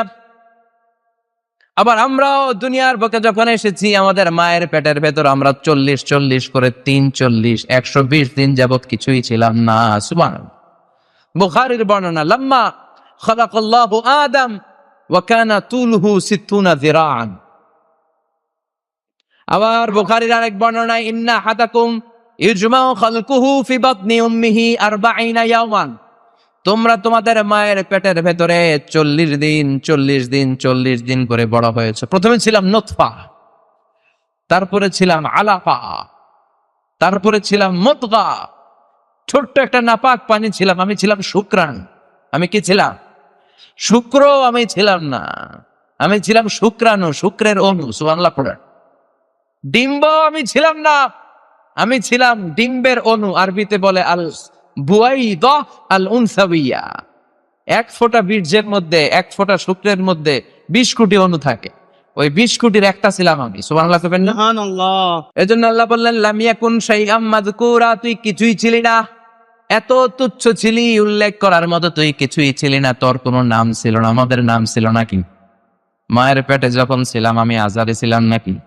কথা কন। এখন আজারি বললে আমার চিনেন না? ওই সময় আমার কেউ চিনতো? ধরেন আপনার নাম আব্দুল্লাহ, এখন বললেই চিনি আপনি আব্দুল্লাহ ভাই। কিন্তু 120 দিন মায়ের পেটের ভেতরে যখন আপনি ছিলেন, আব্দুল্লাহ নামে আপনারা কেউ চিনতো? চিল্লায় পড়েন, চিনতো? এজন্য আল্লাহ বললেন খবরদার, হাল আচান আলাল ইনসানি হিনুম মিনাদ দাহরি লাম ইয়াকুন শাইআম মাযকুরা। মানুষের জীবনে এমন একটা সময় ছিল উল্লেখ করার মতন, মানুষটা তখন কিছুই ছিল না, কিছুই ছিল না। কত ক্ষুদ্র ছিলাম আমি, কত তুচ্ছ ছিলাম আমি, কত নগণ্য ছিলাম আমি। আল্লাহ বললেন ফালয়ানযুরিল ইনসানু মিম্মা খুলিকা, খুলিকা মিম্মা ইন দাফিক ইয়াখরুজু মিন বাইনিস সুলবি ওয়াত তারাইব। বাবার পৃষ্ঠদেশ থেকে আর মায়ের বক্ষ দেশ থেকে আমি মিলিত হয়ে আমার মায়ের জরায়ের ভিতরে সেট আপ হলাম। চিল্লা এখন ঠিক কিনা? আপনারা বর্ষাকালে ব্যাঙ গাছি দেখেছেন? ব্যাঙের বাচ্চা চিনেন? ব্যাঙের বাচ্চারা বলে ব্যাঙাচি। এই ব্যাঙাচি গুলো পানির মধ্যে ডানে বায়ে সামনে পেছনে শুধু ছোটাছুটি করে, দৌড়াদৌড়ি করে। আমি আপনি আমরা সবাই মায়ের পেটের ভেতরে এরকম ব্যাঙাচির মতো ছিলাম। সুবহানাল্লাহ কইবেন না? সুবহানাল্লাহ। এই ব্যাঙ্গাচির মতো মায়ের জরায়ুর দেয়ালের মধ্যে আমরা লেপ্টে ছিলাম। আমাদের হাত ছিল না, আমাদের পা ছিল না, আমাদের মুখে তখন হুঙ্কার ছিল না। এখন অনেক হুঙ্কার, এখন অনেক তাপট, এখন অনেক ক্ষমতা, এখন গদির মধ্যে বসলে আর নামতে চায় না, চিল্লা এখন ঠিক কি না? এখন অনেক আওয়াজ, কিন্তু কিছুই ছিল না। এরকম অনেক বড় দাপটওয়ালারা ছিল পৃথিবীতে, অনেক শক্তিশালী, সেও কিছু ছিল না, চিল্লা এখন ঠিক কিনা? আমি নিজে ফেরাউনকে দেখে এসেছি, ফেরাউনের সাথে আমি কথাও বলেছি। বিশ্বাস হয় না? দুইজনেই কথা কই দিবে এমন কোনো কথা আছে? আপনারা মাঝে মাঝে আল্লাহর সাথে কথা কন না? মনের দুঃখ, বেদনা, জ্বালা, আপনি আল্লাহরে বলতেছেন, আল্লাহ রে আমার তো এটা লাগবে, ওইটা লাগবে। কেউ যেটা দেয় না দেয় কে? কেউ যেটা শোনে না শোনে কে? কেউ যেটা বলছে না বুঝে কে? তো আল্লাহর সাথে আপনি কথা কন না? এক পেশে কথা আর কি। তো আমিও এরকম এক পেশে কথা কয়ে আসছি। এই ফেরাউনের লাশ দেখতে 200 পাউন্ড লাগে। আমি ফ্রিতে দেখেছি, কারণ আমি আমার ব্যাচেলরটা করেছি আল আজহার ইউনিভার্সিটিতে, কায়রোতে। 2007-এ ধর্ম মন্ত্রণালয়ের একটা স্কলারশিপ দেওয়া হতো আর কি, আল আজহারে যারা পড়তে যাবে। ওখানে আমি প্রথম স্থান অধিকার করেছিলাম। আলহামদুলিল্লাহ। সেই সুবাদে আমি বৃত্তি পেয়ে যাই ব্যাচেলর করার জন্য। 11 জনের বিশাল কাফেলা নিয়ে চলে যাই কায়রো। তো মিশরে যাওয়ার আগে আমার মন ছটফট করছিল যে আর কিছু দেখি আর না দেখি, সাসারে দেখে আসতো। এত পড়েছি ফিরআউন ফাহশারা ফানাদা ফাকালা আনা রাব্বুকুমুল আ'লা। এই ফেরাউন বিশাল এরকম জামায়াত করে ঘোষণা দিছিল, আমি তোদের বড় খোদা, আল্লাহকে তুই হইলি হুদাস। এজন্য লোহিত সাগরের পানিতে আল্লাহ ডুবিয়ে ডুবিয়ে ফেরাউনকে মেরেছে। আল্লাহর শাস্তি পেয়ে শুটকি হয়ে আছে এরকম নিদর্শন পৃথিবীতে আর দ্বিতীয়টা নাই। আর এই ফেরাউনের কথা আল্লাহ কোরআনে বলেছে যে তোর লাশটাকে আমি তোর চাচাতো ভাই, খালাতো ভাই, তোর আত্মীয় স্বজন, তোর মার্কা যারা আছে তাদের জন্য আমি নিদর্শন করে রাখলাম। তো মিশরের রাজধানী কায়রোর রয়্যাল মমিস চেম্বারের 2nd ফ্লোরে এই ফেরাউনের লাশ রাখা। অনেক অলি গলি সিকিউরিটি গেট পার হয়ে যেতে হয়। তো আমার আর 200 পাউন্ড লাগে নাই, আমার কার্ড ছিল, আমি ফ্রিতে দেখেছি, একবারই দেখেছি জীবনে। তো ঢুকার পরেই দেখি ফেরাউন শুয়ে আছে। অবাক, গা শিহরে গেল আমার, যে ফেরাউনের কথা কোরআনে এত শুনেছি সেই ফেরাউনেরটা আমি দেখছি। আউকা কিভাবে সম্ভব? যে ডাক দিলাম, ফেরাউন হোয়াটসঅ্যাপ, কেমন আছো? ফেরাউন কথা কেবার পারে না, ওর কথা কইবার শক্তি কেড়ে নিয়েছে কে? পৃথিবীতে কেউ তো স্থায়ী হয় না, হোক না সে ফেরাউন কিবা নমরুদ। কেউ ভাবে চিরদিন রয় না, কেউ ভাবে চিরকাল রয় না। পৃথিবীতে কেউ তো স্থায়ী হয় না, হোক না সে ফেরাউন কিবা নমরুদ। কেউ ভাবে চিরদিন রয় না, কেউ ভাবে চিরকাল রয় না। চিল্লায় বলেন ঠিক কিনা? চিরকাল কেউ থাকতে আসি নাই আমরা, চলে যেতে হবে। ফেরাউন যেমনে গেছে, ফেরাউনের চেয়ে বড় শক্তিশালীও যদি কেউ থেকে থাকে তারও যেতে হবে। চিল্লা একটা ঠিক কিনা? এটা থাকার জায়গা না, চলে যেতে হবে। এজন্য এই আয়াতটা দিয়ে আল্লাহ রিমাইন্ডার দিলেন, অহংকার করবি না, ক্ষণস্থায়ী দুনিয়াতে গর্ব করবি না। অহংকার একমাত্র আল্লাহ ছাড়া আর কারোর মানায় না। তোর দুনিয়াতে আসার পদ্ধতির দিকে একটাবার নজর করে তাকা, তুই কি ছিলি? কি ছিলি দেখ। লাম ইয়াকুন শাইআম মাযকুরা, উল্লেখ করার মতো তুই কিছুই ছিলি না, নাপাক এক ফোঁটা পানি থেকে এসেছিস, ঠিক কি না? স্পার্ম ড্রপ ছিলি, sperm drop, then blood clot, and finally the little flesh, গোশতের টুকরা। এক ফোঁটা নাপাক পানি, সেখান থেকে জমাটবদ্ধ রক্ত, সেখান থেকে একটা গোশতের টুকরা। ফেইটাস, এমব্রয় থেকে ফেইটাস। এরপর আল্লাহ তাআলা 120 দিন পরে আমার দেহের ভিতরে রূহের ফুৎকার দিয়ে দিলেন। চিল্লায় পড়েন সুবহানাল্লাহ। তাহলে এই যে 120 দিন, এই লম্বা সময়ে উল্লেখ করার মতো আমি কিছু ছিলাম নাকি? এজন্য আল্লাহ বললেন হাল আতা আলাল ইনসানি হিনুম মিনাদ দাহরি লাম ইয়াকুন শাইআম মাযকুরা। প্রত্যেকটা মানুষের জীবনে এমন একটা সময় ছিল উল্লেখ করার মতো সে কিছুই ছিল না, ঠিক কি না? ছোট্ট বড় হতে লাগলাম, এরপর আল্লাহ রূহ দিলেন, আমার স্কেলিটন দিলেন, আমার কঙ্কা, আমার স্কাল দিলেন, আমার মাথার খুলি, আমার স্পাইনাল কর্ড, শিরদালা দিলেন, মেরুদণ্ড, প্রত্যেকের মেরুদণ্ড আছে না? মায়ের পেটে থাকতে আল্লাহ দিলেন। রেসপিরেটরি সিস্টেম চালু করে দিলেন, নার্ভাস সিস্টেম চালু করে দিলেন। সুম্মা নুখরিজুকুম তিফলা, এরপরে তারা ছোট্ট বাচ্চা করে আমি দুনিয়ার বুকে বের করলাম। সাইয়েদনা আবু বকর যখন এই আয়াতটা পড়তেন তিনি শুধু কান্না করতেন আর বলতেন লাইতাহা তাম্মাত, ও আল্লাহ আমার জীবনটা যদি ওই জায়গায় শেষ হয়ে যেত।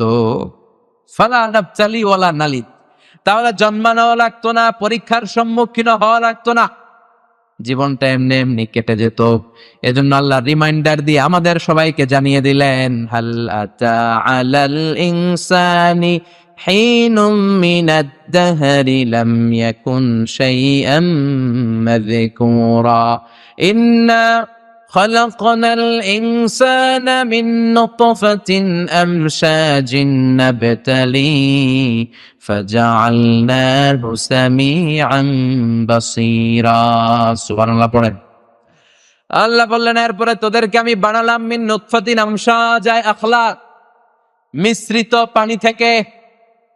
এক ফোঁটা শুক্রাণু, এক ফোঁটা ডিম্বাণুকে মিশ্রিত করে মায়ের পেট থেকে তোরে আমি বড় করলাম, তোকে আমি সামিআম বাসীরা বানালাম, চোখ দিলাম, তোকে আমি কান দিলাম। এই যে আমাদের ছোট্ট দুইটা চোখ, চোখ দিয়ে যে পৃথিবীর সৌন্দর্য দেখি, এই চোখ দুটা দিয়েছে কে? এই চোখ দুইটা দিয়ে যদি নজর করে পৃথিবীর দিকে তাকান আপনি পৃথিবীর মালিকরে খুঁজে পাবেন, ঠিক কিনা? আপনি যদি সাগরে যান, কক্সবাজারের বিশাল ঢেউগুলোর দিকে চোখ দুইটা দিয়ে নজর করে তাকান, আপনার চোখ বলে দিবে এই ঢেউ, এই সাগরের একজন মালিক আছে না নাই? আপনি যখন ঝর্ণার দিকে তাকান আপনার চোখ বলে দিবে ঝর্ণার মালিক আছে না নাই?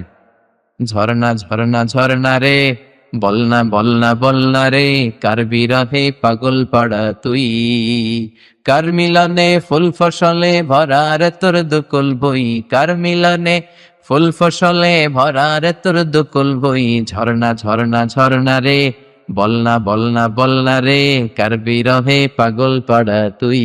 চিল্লায় পড়েন সুবহানাল্লাহ। আল্লাহ বললেন তোরে আমি কান দিলাম। এই কান দিছে কে? এই কানের এদিকে অনেকগুলো রাস্তা আছে না? জি। অনেকে কয় এগুলো আল্লাহ দিছে কেন? এগুলো না দিলে তো আপনি কথাই শুনতে পারতেন না। এগুলোর বলে এয়ার ক্যানেল। কি বলে? ইয়ার চ্যানেল। শব্দগুলো ক্যানেল দিয়ে ঘুরে ঘুরে যেতে হয়। আপনার কান যদি কেটে দেওয়া হয় আপনি হয়ে যাবেন কান কাটা রমজান। এই কান কাটা রমজান আলী হইলে আপনি কিছুই শুনতে পাবেন না। সাউন্ডের ওয়েভ আছে, সাউন্ড ওয়েভ, শব্দ তরঙ্গ আমাদের শ্রবণ ইন্দ্রিয়ের মধ্যে অনুভূতি জায়গায় কথা শুনবার। এই সাউন্ড ওয়েভস গুলো এই এয়ার ক্যানেল দিয়ে ঢুকতে হয়। ঢুকে ঢুকে কানের ভেতরে একটা এয়ার ড্রাম আছে, ওই এয়ার ড্রামের ভেতর দিয়ে এটা ঢুকে যায়।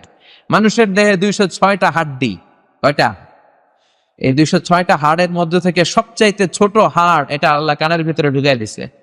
সুবহানাল্লাহ বাড়িতে গিয়া এই হাড্ডির আবার 3টা অংশ, আউটার ইয়ার, মিডল ইয়ার, ইনার ইয়ার। আউটার ইয়ারে ধাক্কা মারে, সেখান থেকে ইলেকট্রিক্যাল সিগন্যালের মধ্য দিয়ে এটা ট্রান্সমিট করে মিডল থেকে ইনার ইয়ারে নক করে। ওইখানে হেয়ারিং নার্ভ আছে, ব্রেনের ভিতরে হেয়ারিং নার্ভ আছে, মানে শুনবার জন্য যেই স্নায়ুগুলো দরকার সেখানে যে টাচ করে, ওই শব্দ তরঙ্গ ওখানে টাচ করার পরে এরপরে কথাগুলো আমরা শুনতে পাই। দেখেন একটা কথা বললেই আমরা শুনি, কিন্তু এই শোনার ভিতরে কত কাজ আছে, এই কাজগুলো করে দেয় কে? যত জায়গায় কোরআনের ভেতরে সামিআন আছে, বাসীরান আছে, আল্লাহ আগে সামিআন আনলেন। তার মানে মানুষের কান দিয়ে শোনার শক্তি চোখ দিয়ে দেখার আগে অর্জিত হয়, ঠিক কিনা? বাচ্চা যখন মায়ের পেটে থাকে তখন থেকেই বাচ্চা কান দিয়ে শুনতে পায়। সুবহানাল্লাহ কইবেন না? এই জন্য পেটের বাচ্চা নিয়ে যদি হিন্দি সিরিয়াল দেখেন ওইটাও বাচ্চা শুনে, ঠিক কিনা? পেটে বাচ্চা নিয়ে মেয়েগুলা যদি নাচানাচির অনুষ্ঠানে যায় গায়ে হলুদে যায়, হিন্দি সিরিয়াল গুলো দেখে, হিন্দি সিনেমা দেখে, ওইটার একটা প্রভাব বাচ্চার কানে আছে না নেই? আর পেটের বাচ্চাটারে নিয়ে প্রতিদিন সকালে রাতে যদি সূরা ইয়াসিন তেলাওয়াত করে, ওইটার প্রভাবও বাচ্চার কানে আছে না না? এজন্য দ্য ডিসিশন ইজ ইয়ার্স, সিদ্ধান্ত আপনার, আপনি কি করবেন। আল্লাহ বললেন শুধুই কান দেয় নাই, তোরে চোখ দিয়েছে কে? এই দুটি চোখ দিয়েছ বলে দেখি যে কত অপরূপ, নয়নাভিরাম খেতে খামারে জুড়াই জ্বালা বিধুর ধূপ, তোমারে দেয়া চোখের শুকুর জানাবো তার ভাষা কই, যতই দেখি ততই যেন পলক ছাড়া চেরই। ঠিক না? যতই দেখি সেজদা দিতে মনে চায়, যত আল্লাহর নাজ নেয়ামত গুলো দুটো চোখ দিয়ে দেখি, তত কপালটা ঘষে ঘষে সেজদা দিতে মন চায় কার? ততই জিকির করতে মনে চায় কার? লা ইলাহা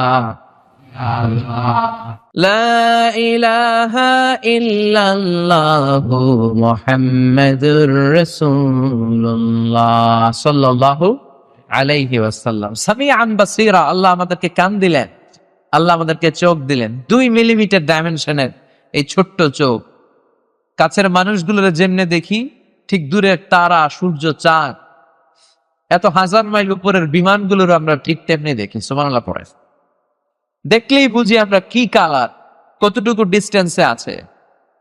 যারা মানুষের হিউম্যান অ্যানাটমি নিয়ে গবেষণা করে, তারা বলেছে যে human eyes can identify more than 10 million colours. মানুষের চোখ 10 লক্ষেরও বেশি ধরনের রং, 1 মিলিয়নে 10 লক্ষ, তার মানে 10 মিলিয়নে 1 কোটিরও বেশি ধরনের রং মানুষের চোখ শনাক্ত করতে পারে না। সুবহানাল্লাহ। এই ক্যামেরার ভিতরে মেগাপিক্সেল আছে না? চোখের ভিতরে এক একটা চোখে আল্লাহ 475 মেগাপিক্সেল ভরে দিচ্ছে। সব প্রাকৃতিক। চোখ যার নাই সে জানে চোখের কি দাম। চিল্লাই কর ঠিক কিনা? এজন্য আল্লাহ বললেন ফাজআলনাহু সামিআন বাসীরা, তোকে আমি কান দিলাম, চোখ দিলাম। এরপর আল্লাহ বললেন ইন্না হাদাইনাহু সাবিলা ইম্মা শাকিরান ওয়া ইম্মা কাফুরা। আমি আল্লাহ তোকে হেদায়েত দিলাম। হেদায়েতের রাস্তা দেখিয়ে দিয়েছে কে? আল্লাহ ছাড়া কেউ আমাদেরকে হেদায়েত দিতে পারে নাকি? পৃথিবীতে কোন নবী হেদায়েত দিতে পারে? বুঝে শুনে উত্তর দিয়ে। নবী কিন্তু নবী হেদায়েত দিতে পারে? পৃথিবীতে অনেক বাবা ছিল নবী, ছেলের হেদায়েত হয়নি, আছে না নাই? ছেলে ছিল নবী, বাপের হেদায়েত হয় নাই, আছে না নাই? স্বামী ছিল নবী, স্ত্রীর হেদায়েত হয় নাই, আছে না নাই? স্ত্রী ছিল আল্লাহর ওলি, কিন্তু স্বামীর হেদায়েত হয় নাই, আছে না নাই? সাইয়েদনা ইব্রাহিম ছেলে নবী, কিন্তু বাপের কপালে ঈমান জোটে নাই, ঠিক কি না? সাইয়েদনা নূহ আলাইহিস সালাম বাবা নবী, ছেলে কেনানের কপালে ঈমান জোটে নাই। সাইয়েদনা লূত আলাইহিস সালাম আল্লাহর নবী, কিন্তু লূত আলাইহিস সালামের স্ত্রীর কপালে হেদায়েত জোটে। আবার আসিয়া আল্লাহর প্রিয় বান্দি, আসিয়ার স্বামী ফেরাউনের কপালে হেদায়েত আছে নাকি? হেদায়েত দেয় কে? ইন্নাকা লা তাহদি মান আহাবাবতা ওয়ালাকিন্নাল্লাহা ইয়াহদি মান ইয়াশা। ও নবী, আপনি চাইলেই কাউরে হেদায়েত দিতে পারবেন না, হেদায়েত দেওয়ার মালিক কে? এজন্য আল্লাহ বললেন ইন্না হাদাইনাহু সাবিল, আমি পথ দেখিয়েছি। ইম্মা শাকিরা ওয়া ইম্মা কাফুরা। ডান দিক কোনটা, বাম দিক কোনটা, কোন পথে চললে জান্নাতে যাবি আর কোন পথে চললে জাহান্নামে যাবি, দুইটা পথ দেখিয়ে দিয়েছে কি? কিন্তু জোরাজুরি করে নাই। আল্লাহ আমাদেরকে ফ্রিডম দিয়েছে। এখানেই ফেরেশতা আর মানুষের মধ্যে পার্থক্য। ফেরেশতার কোনো স্বাধীনতা নাই, স্বাধীনতা আছে, কিন্তু মানুষকে স্বাধীনতা দিয়েছে কি? আল্লাহ বললেন চাইলে শাকুরা হবি, শাকুরা মানে শুকর গুজার, আবার চাইলে হবি কাফুরা, আপনি শুকর গুজার হতে পারেন। শুকরিয়া করলে আপনার উপর আল্লাহ যে নেয়ামত দিয়েছে, এই নেয়ামত গুলো বাড়িয়ে দিবে কে? আর কুফরি করলে নেয়ামত আল্লাহ যা দিয়েছে এগুলোরও কেড়ে নিবে কে? এখানে এ আয়াতে আল্লাহ তাআলা মাত্র মানুষের 2টা কিসমের কথা বললেন। কয়টা? একটা শাকুরা, একটা কি? শাকুরা, আর একটা কাফুরা। আরো অনেক কিসিমের মানুষের কথা আল্লাহ বলেছেন। আল্লাহ বলেছেন কিছু মানুষ আছে কতুরা, কিছু আছে মানুআ, কিছু আছে জাজুআ, কিছু আছে ইয়াবুসা, কিছু আছে জালুমান জাহুলা, আবার কিছু আছে মুতাবজাবিন, ডানেও না বায়াও না, এরকম আছে না নাই? আল্লাহর নাম দিয়েছে মুজাবজাবিন, ডানেও যায় না বায়াও যায় না, নেহি এদার নেহি ওদার, দারমিয়ান মে সদর বাদার, এরকম আছে না নাই? আছে আছে। দুই নৌকায় পাড়া দিলে যে অবস্থা হয়, নৌকায় চড়ছেন না, দুই নৌকায় পাড়া দিয়ে বেশিক্ষণ থাকা যায়? হয় ওই নৌকায় উঠে যেতে হবে, নয় এই নৌকায় ফিরে আসতে হবে। চিল্লাই কোন ঠিক কিনা? কিছু লোক আছে দুই নৌকাতেই পাড়া দেয়, নেহি এদার নেহি ওদার, দারমিয়ান মে সাতার বাদা, এরা উপর দিয়ে ফিটফাট, ভিতর দিয়া সদরঘাট। এদের অবস্থা বড় ভয়ঙ্কর, এদের ভেতরে এক বাইরে আর এক, এদের নাম মুনাফিক, ঠিক কিনা? এরকম আছে না নাই? আছে। এরা কোন দিকে চলবে এরা জানে না। একবার মনে মনে ভাবে আলেম ওলামাদের সাথে থাকি তাইলে আল্লাহর রহমত পাওয়া যাবে, আবার কয় না শাহবাগে যে বক্তব্য দেই তাহলে টাকার বান্ডিল পাওয়া যাবে। আছে না নাই? যেদিকে বৃষ্টি এরা ওইদিকে ছাতা ধরে, যখন যারা ক্ষমতায়, যখন যাদের দাপট, তখন তাদেরকে তেল মারে। আছে না নাই? এদের চরিত্র মাছির মতো, আর মুমিনের চরিত্র হচ্ছে মৌমাছির মতো। মৌমাছি শুধু সুঘ্রাণ যুক্ত জায়গায় বসে, ফ্লাওয়ার নেকটার যেখানে সুঘ্রাণওয়ালা ফুল আছে মৌমাছি ওইখানে বসে, কিন্তু মাছি ফুলের উপর বসে, মিষ্টির উপর বসে, মধুর উপর বসে, আবার টয়লেট খোলা থাকলে টয়লেটের মাঝখানে যায় বসে। আছে না নাই? এখন আপনি কি মাছি হবেন না মৌমাছি হবেন? The decision is years. আমরা কি মাছি হব নাকি মৌমাছি? এরা হচ্ছে মুজাবজাবিন, এরা দোদেল বান্দা, এরা কালমা চোর, ঠিক কিনা? দোদেল বান্দা কালমা চোর, না পায় শ্মশান না পায় ঘোর, দিন থাকিতে আয়রে পথে ছাইড়া দে ভণ্ডামি, ভণ্ডামি ভণ্ডামি ভণ্ডামি, ছাইড়া দে ভণ্ডামি। নামাজ কালাম পড়ে না ইবলিশ শয়তানের নানা। আছে না নাই? নামাজ নাই রোজা নাই, এরা মারেফতের লাইনের লোক। কিসের পথ? মারেফত না মায়ের পথ? নামাজ রোজা কিছু লাগে? চুলে জট পাকিয়ে রাখে, লাল সালো পড়ে থাকে, আর গোসল করে না। এমন পীর নাকি আছে সারা বছরে গোসল নাই, সারা বছর গোসল করে একদিন, ওই গোসলের পানি আবার মুরিদরা খাইয়া শেষ। আছে না নাই? আছে। এগুলো কি মানুষ? এই যে সূরাতুল ইনসান, যে মানুষ আল্লাহ আমাদেরকে বানাতে চায়, এগুলো কি ওই মানুষ? কথা ক। নামাজ কালাম পড়ে না ইবলিশ শয়তানের নানা, ঠিক কি না? এরা হলো ভণ্ড, এদের নিজস্ব কোনো চরিত্র নাই। আল্লাহ কিছু কিছু মানুষের বর্ণনা দিলেন, এরা মুজাবজাবিন, এরা দুমুখ সাপ, এদের ভেতরে এক বাইরে আরেক, এদের নাম মুনাফিক। এদের নাম কি? ইউযহিরু খিলাফা মা ইউবতিন, ভিতরে একটা বাইরে আর একটা। এদের অবস্থা মধু হই হই বিষ হাবাইলা, মধু হই হই বিষ হাবাইলা। এরা বলে যে এটা মধু, এটা খান, এটা মধু, এটা খান। আসলে কি? আসলে কি? এরা কি মুমিন না মুনাফিক? মুমিন না মুনাফিক? এজন্য আল্লাহ বললেন কিছু বান্দা শুকরগুজার, কিছু বান্দা কুফরি করে, কিছু বান্দা মুনাফিকি করে, আবার আমার বান্দার মধ্যে কিছু বান্দা আছে আজুলা। আজুলা মানে তারা ভুলো করে। খলিকাল ইনসানু মিন আজাল, মানুষকে আজাল থেকে তৈরি করা হয়েছে। মানুষ সব নগদ চায়, মানুষের মধ্যে একটা প্রবৃত্তি আছে, সে সব নগদ চায়। নগদ যা পাও হাত পেতে নাও, বাকির খাতায় শূন্য থাক। দূরের বাদ তো লাভটি শোনে, মাঝখানে যে বেজায় ভাগ। আচ্ছা না ভাই? নগদ নগদ চায়, তাড়াহুড়ো করে। বিশ্বনবী তাড়াহুড়ো করতে নিষেধ করেছেন। বিশ্বনবী বলেছেন আত-তাআনি মিনাল্লাহ ওয়াল উজলাতু মিনাশ শাইতান, তাড়াহুড়ো করা শয়তানের স্বভাব, আর ধীরস্থির ভাবে কাজ করলে ওই কাজে বরকত দেয় কে?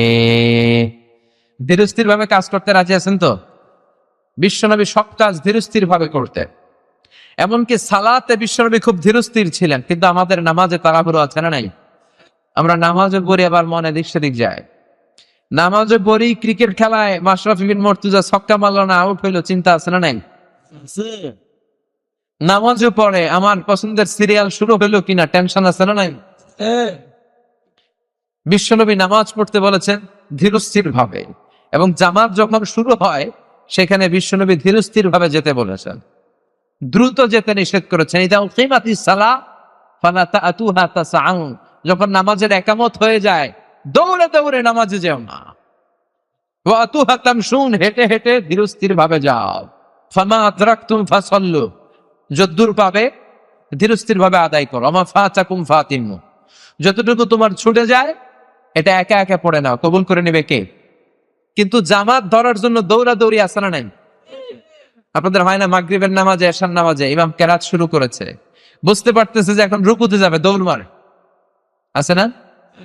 অজু করার সময় অনেকে তাড়াহুড়ো করে অজু করে যে দৌড়িয়ে যে ধরবে, এরকম অনেক আছে তাড়াহুড়ো করে অজুর মাঝখানে কেরাত শুনতেছে, ওয়াদ্দুহা ওয়াল্লাইলি ইযা সাজা মা ওয়াদ্দাআকা রাব্বুকা ওয়া মা ক্বালা। এখন যিনি অজু করতেছে উনি ভাবতেছে সূরা তো আমার মুখস্থ, কিছুক্ষণ পরেই এই সূরা শেষ, আর সূরা শেষ হইলে ইমাম সাহেব যাবে রুকুতে। রুকু ধরার জন্য অজু করে দিছে দৌড়, মসজিদও ছিল টাইলসের মসজিদ, উল্টায় বসছে, মুসল্লি একদিকে লুঙ্গি আরেকদিকে, এরকম আছে না নাই? বিশ্বনবী বললেন তাড়াহুড়ো করে কাজ করা শয়তানের স্বভাব। আল্লাহ বললেন ইবলিস তাড়াতাড়ি আদমরে সেজদা দে।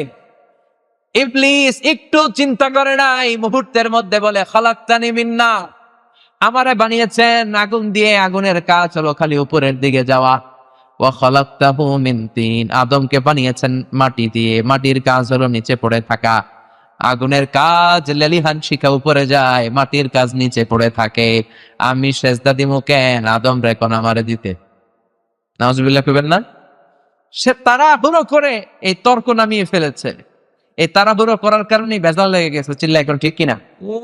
ইবলিস যদি ভাবতো কথা ঠিক, আমি আগুন দিয়ে তৈরি, আমি উপরের দিকে উঠি, আদম মাটির তৈরি, মাটি নিচে পড়ে থাকে, কথা সবই ঠিক, কিন্তু অর্ডারটা কার?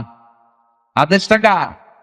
এজন্য তাড়াহুড়ো করা যাবে না। বিষ্ণু বলেছেন সব কাজ ধীরস্থির ভাবে করবা। আল উজলাতু মিনাশ শায়তান ইল্লা ফি সিত্তাতি উমুর, 6টা কাজ ছাড়া সব কাজ ধীরস্থির ভাবে করতে বলেছেন বিষ্ণু নবী সুবহানাহু ওয়া তাআলা।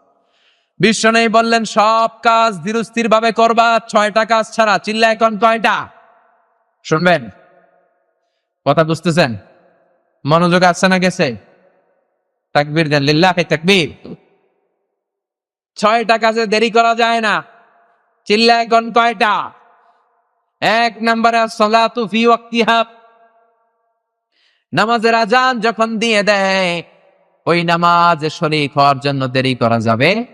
সালাত কায়েম করো, সালাত কায়েম করো, হবে সম্মানী তুমি, হবে জান্নাতি তুমি, হবে সম্মানী তুমি, হবে জান্নাতি তুমি, দিবে কাল হাসরে শীতল ছায়া আরশে আজিম, রব্বিয়াল আলা, রব্বিয়াল আযীম, রব্বিয়াল আলা, রব্বিয়াল আযীম। সুবহানাল্লাহ পড়েন। বিশ্বনবী বললেন আসসালাতু ফি ওয়াক্তিহা, নামাজের সময় হয়ে গেলে আর দেরি করো না, নামাজ পড়ে নাও, 1 নাম্বার। 2 নাম্বার তাজহিজুল মাইয়িত, কেউ যখন মারা যায় শুধু শুধু লাশটাকে নিয়ে দেরি করো না, তাড়াতাড়ি কাফনের ব্যবস্থা করো, দাফনের ব্যবস্থা করো, ঠিক কিনা? মারা গেলে লাশ রাখা যায়? অপ্রয়োজনে লাশকে 3 দিন 4 দিন রাখবেন? কি করবেন? কি করবেন? দাফন করে ফেলবেন। 1 নাম্বার সালাতু ফি ওয়াক্তিহা, নামাজের সময় হলে দেরি করো না। 2 নাম্বার তাজহিজুল মাইয়িত, মারা গেলে লাশটাকে দেরি করে রেখো না, তাড়াতাড়ি, যত তাড়াতাড়ি দাফন ততই সওয়াব বেশি, ঠিক কি না? 3 নাম্বার তাজওয়িজুল বিকির, মেয়ে যখন প্রাপ্তবয়স্ক হয়ে যায়, মেয়ে ছেলেরা বাবা মাকে বিশ্বনবী বলেছেন তাড়াতাড়ি বিয়ে দিয়ে দাও, বিয়ে দিয়ে দাও। কিন্তু আমরা বিয়েতে খালি দেরি করি, আছে না নাই? পোলারে কয় তুই নিজের পায়ে খাড়া, তা এতক্ষণ কার পায়ে খাড়াইছে? ও সারা জীবনও কার পায়ে খাড়াইছে? আমাদের দেশে একটা ছেলে ম্যাচিউরড হয়ে যায় অলমোস্ট 14, 16, 18, বড় জোর 18 বছর বয়সে। 16 বছর বয়সে যদি ম্যাচিউরড হয়, আর ওরে বিয়ের পিড়িতে যদি বসান 32 বছর বয়সে, তো বাকি 16 বছর ও কি করবে? আঙ্গুল চলবে? কথা বলেন। এই যৌবনের তাড়নায় আপনার ছেলে, আপনার যুবতী মেয়েটা যত পাপ করবে, ওই পাপের একটা পার্সেন্টেজ গুনাহ আপনি বাবা হিসেবে আপনার কান্দে আছে না নাই? এজন্য খবরদার। বিশ্বনবী বললেন, যেই সমাজের মধ্যে বিয়ের খরচ বেড়ে যায়, বিয়ের দাম বেড়ে যায়, ওই সমাজে জিনা করা সহজ হয়ে যায়। আমাদের সমাজে বিয়ে করতে লাগে 10 লাখ, জিনা করতে লাগে 500 টাকা। কথা কন। এই যুবক ছেলেগুলো যদি নিষিদ্ধ পল্লীতে যায়, তাহলে কিয়ামতের ময়দানে বাবা আর মা আল্লাহর দরবারে জবাব দেওয়ার মতো কোনো সুযোগ থাকবে না। চিল্লায় বলেন ঠিক কি না? এজন্য বিয়ে করায় দেন। বিয়ের মতো ভালো কাজ দুনিয়ায় নাই। তাড়াতাড়ি বিয়ের দরকার আছে না নাই? গোলাপাইন মহা খুশি, কয় হুজুর আছে। ছোট গোলাপাইনরাও কয় আছে, মুরব্বীরাও কয় আছে। ও চাচা চাচিরে কইয়েন না, মায়ের আছে না নাই? বিয়ের চেয়ে ভালো কাজ নাই। বিয়ে করা, বিয়ে করানো সব ভালো কাজ। বিয়েটারে সহজ করে দেন। আল্লাহর কসম, জিনা, ব্যভিচার, পরকিয়া সব কমে যাবে। ঠিক কি না? বিশ্বনবী বললেন, 1 নাম্বার আসসালাতু ফি ওয়াক্তিহা, সময় মতো নামাজ পড়বা। নামাজের সময় হলে আর দেরি নেই। 2 নাম্বারে, কেউ মারা গেলে লাশ নিয়ে দেরি নাই, দাফন করে দিবা। 3 নাম্বারে তাজওয়ীজুল বিকর, প্রাপ্ত বয়স্ক এবং বয়স্কা যদি ছেলে মেয়ে হয়ে যায় তাদের বিয়ে দিয়ে দাও। 4 নাম্বারে বিশ্বনবী বললেন কদাউদ দাইন, তোমার কাদের মধ্যে ঋণ আছে, তাকে হাতের মুঠোয় টাকা আসার সাথে সাথে ঋণ পূরণ করে দাও, ঋণ আদায় করে দাও। ঠিক কিনা? ঋণ শোধ করে দিতে হবে। অনেকে ঢিলামি করে, টাকা আসছে 2 লাখ হাতে, ঋণ আছে 50,000, পরে দিন। আসলে না নাই? না, কদাউদ দাইন, ঋণ শোধ করে দিবেন, দেরি করতে নাই। 4টা গেল। 5 নাম্বারে বিশ্বনবী বললেন আত-তাওবাতু মিনাজ যুনুব, পাপ করেছো, অন্যায় করেছো, দেরি করো না, তাড়াতাড়ি তওবা করো। ঠিক কিনা? গুনাহ করে দেরি করা যাবে? যে পাপ আজকে সকালে একটা করছি, কালকে রাত্রে মাপ চাও, এরকম টাকায় যাচ্ছে না নাই? না, সাথে সাথে মাপ চান। আপনাকে মাফ করে দেওয়ার জন্য আল্লাহ বসে আছে। গাফিরুয যাম কাবিলিত তাওব, তিনি তওবার জন্য বসে আছে 24/7। সপ্তাহের 7 দিন, দিনের 24 ঘন্টা, মাসের 30 দিন। আপনি তওবা কখন করবেন এই আশায় আল্লাহ বসে থাকে। ঠিক কি না? ইয়া আইয়ুহাল্লাযীনা আমানু তুবু ইলাল্লাহি তাওবাতান নাসুহা, ও গোলাপ, তওবার মতো তওবা করো। তওবার মতো তওবা করলে জীবনের সব গুনাহ মাফ করে দেয় কে? বিশ্বনবী বললেন, আল্লাহি লা আস্তাগফিরুল্লাহ ওয়া আতুবু ইলাইহি ফি কুল্লি ইয়াউমিন আকসার মিন 70 মাররা। আমি বিশ্বনবী, আমার আগের গুনাহ মাফ, পরের গুনাহ মাফ, আমার জীবনে গুনাহ নাই। তারপরে আমি বিশ্বনবী প্রতিদিন 70 বারেরও বেশি আল্লাহর কাছে তওবা করি। বিশ্বনবী যদি প্রতিদিন 70 বারেরও বেশি তওবা আল্লাহর কাছে করে, তাহলে আমাদের করা দরকার কয়বার? কথা বলেন। এজন্য বিশ্বনবী বললেন 5 নাম্বার আত-তাওবাতু মিনাজ যুনুব, অন্যায় হয়েছে, পাপ হয়েছে, দেরি নাই, সাথে সাথে তওবা করো। 6 নাম্বার ইতআমুদ দুয়ুফ, মেহমান আসছে, খাবার দিয়ে দাও। মেহমান আসলে তাড়াতাড়ি আপ্যায়ন করো, দেরি করো না। মান কানা ইউমিনু বিল্লাহি ওয়াল ইয়াউমিল আখির ফালিউকরিম দাইফাহু, যে আল্লাহকে বিশ্বাস করে, আখিরাতে বিশ্বাস করে, সে যেন মেহমানের আপ্যায়ন করে। অনেকে মেহমান আসলে নাখোশ হয়ে যায়, কয় এত মেহমান আইয়ে কে, খাও মুখ কই গা, আছে না নাই? মেহমান কিন্তু আপনার খাবারে, আপনার রিজিকে ভাগ বসানোর জন্য আসে না। সে আল্লাহর পক্ষ থেকে রিজিক এনে আপনার রিজিকে আরো বরকত ঢুকানোর জন্য চলে আসে। সুবহানাল্লাহ পড়েন। এজন্য বিশ্বনবী বললেন, আল উজলাতু মিনাশ শাইতান, তাড়াহুড়ো করে কাজ করা এটা শয়তানের স্বভাব। কিন্তু 6টা কাজে তাড়াহুড়ো করতে সমস্যা নাই। 1 নাম্বার, নামাজের সময় হলে নামাজ পড়ে ফেলা। 2 নাম্বার, কেউ মারা গেলে তাকে তাড়াতাড়ি দাফন দিয়ে দেয়া। 3 নাম্বার, সন্তান, ছেলে মেয়ে যদি প্রাপ্তবয়স্ক হয় বিয়ে দিয়ে দেয়া। 4 নাম্বার, ঋণ যদি কাঁধে থাকে, হাতে টাকা আসলে ঋণ পরিশোধ করা। 5 নাম্বারে বিশ্বনবী বললেন তওবা করা, পাপ করার সাথে সাথে তওবা করা। 6 নাম্বারে বিশ্বনবী বললেন মেহমান আসার সাথে সাথে মেহমানকে আপ্যায়ন করে দেয়া। এখন সুবহানাল্লাহ। তাহলে কোনো কাজে তাড়াহুড়ো করা যাবে না। এই 6টা কাজ ছাড়া চিল্লা একদম ঠিক কিনা? ধীরস্থির ভাবে সালাতে থাকার দরকার আছে না নাই? এজন্য আল্লাহ বললেন কিছু মানুষ আছে শাকুরা, কিছু আছে কাফুরা, কিছু আছে আজুলা, আবার কিছু মানুষ আছে সব ভুলে যায়, আছে না নাই?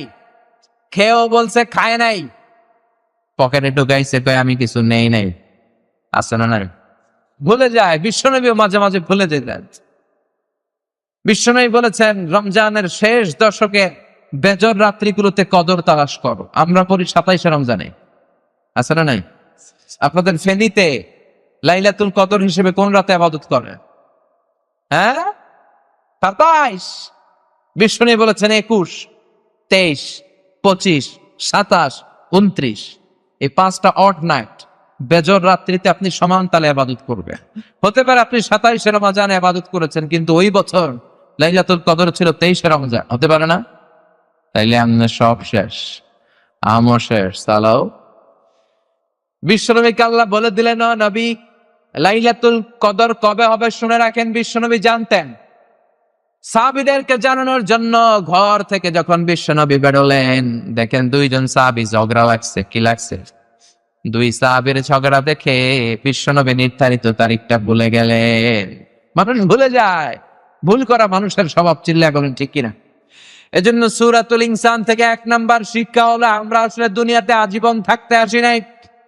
সামান্য তুচ্ছ নাপাক 1 ফোঁটা পানি থেকে এত বড় মানুষ আমাকে তৈরি করে ফেললো কে?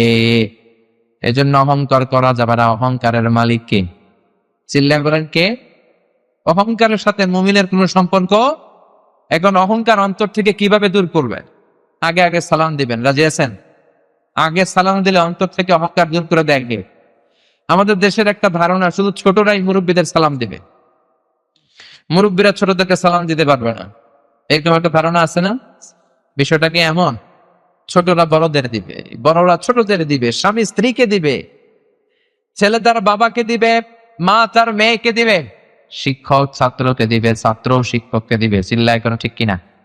বিশ্বনবী বললেন আল বাদিউ বিসসালাম বাদিউম মিনাল কিবর, আগে আগে যে অন্যকে সালাম দিয়ে দেয় ওই ব্যক্তির অন্তরটাকে অহংকার থেকে মুক্ত করে দেয় কে? এজন্য অহংকার থেকে মুক্তি পেতে চাইলে আগে সালাম দিব। রাজি আছেন তো? জি। 1 নম্বরে প্রথম আয়াত থেকে আমরা বুঝলাম তুচ্ছ ছিলাম আমরা, ক্ষুদ্র ছিলাম আমরা, অহংকারের সুযোগ আমাদের নাই। বিশ্বনবী বললেন মান কানা ফি কলবিহি হাববাতু খারদাল মিনাল কিবর, যার অন্তরে যাররা পরিমাণ অহংকার থাকে তার জন্য জান্নাতে ঢোকাটারে হারাম করে দিয়েছে কে? 2 নম্বরে আল্লাহ আয়াতে বললেন তোকে আমি কর্ণকুহর দিয়েছি, চোখ দিয়ে দেখার সুযোগ দিয়েছি, চোখ দিয়ে নেয়ামত দেখে শুকরিয়া করবি কার? 3 নম্বর আয়াতে আল্লাহ বললেন 2টা রাস্তা তোর জন্য আমি বাতলে দিলাম, ডান দিকে গেলে জান্নাত, বাম দিকে গেলে জাহান্নাম। কোন দিকে যাবেন? কোন দিকে? আমরা সবাই কোন পন্থী? সব নবীরা কোন পন্থী ছিল? হাত তুলে দেখান আর বলেন আমরা কোন পন্থী? লিল্লাহি তাকবীর, লিল্লাহি তাকবীর। আল্লাহ হাতগুলোকে কবুল করো। মৃত্যুর আগ পর্যন্ত যেন ডানপন্থী থাকতে পারে তুমি কবুল করো। কিয়ামতের ময়দানে ডানপন্থীদের সাথে আমাদের হাসর নসিব করো। যতগুলো কথা বলেছি কোরআন সুন্নাহর আলোকে বলেছি, বানিয়ে কিছু বলি নাই। তারপরেও আমার মনের অজান্তে কোনো মিস ইনফরমেশন যদি আমার মুখ ফসকে বেরিয়ে যায় সেগুলো যেন আল্লাহ তাআলা আপনাদের স্মৃতিপট থেকে মুছে দেয়। আমরা পড়ি আমিন। সত্য সুন্দর কল্যাণকর হকের পক্ষে যা বলেছি তার সবটুকু আল্লাহ তাআলা প্রথমে আমাকে এবং আপনাদের সবাইকে আমলের তৌফিক দান করে। আমরা পড়ি আমিন। আপনারা সবাই ভালো থাকবেন, সুস্থ থাকবেন, কোরআনের সাথে থাকবেন। আবার হয়তো দেখা হয়ে যাবে কোন তাফসীরুল কোরআনের ময়দানে। সুবহানাকাল্লাহুম্মা ওয়া বিহামদিকা আশহাদু আল্লা ইলাহা ইল্লা আনতা আস্তাগফিরুকা ওয়া আতুবু ইলাইক।